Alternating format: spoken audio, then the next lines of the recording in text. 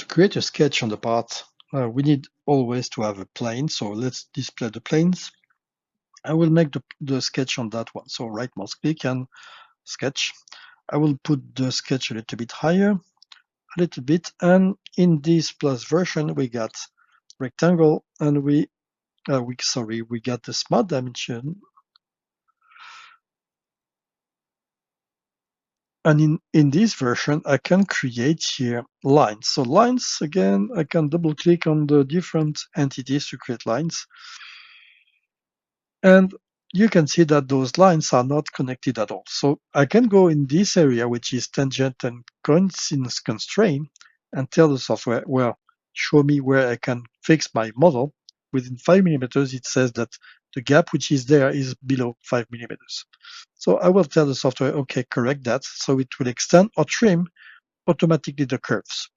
If I got a line like that and I create from that a 3-point arc, which is almost tangent, like that, I can ask the software within 5 degrees, well, maybe below 5 degrees, that one. So I will make it roughly at 5 degrees. If it's within 5 degrees, you see that this one is almost at 5 degrees. And I can press on OK, and the software correct that and create a tangency. So those tools are really helpful because sometimes you don't need to take more time to create the constraint. Then when you create a curve, you can ask the software to split the curve like that. Here I'm going to split it to the peak point.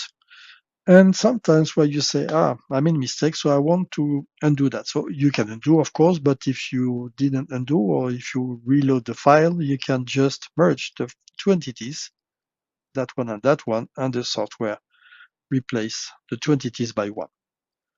Now, if I got a line, or if I don't get that and I want to extend that line, it's very dangerous to select that and to extend it because you don't have any constraint on that line.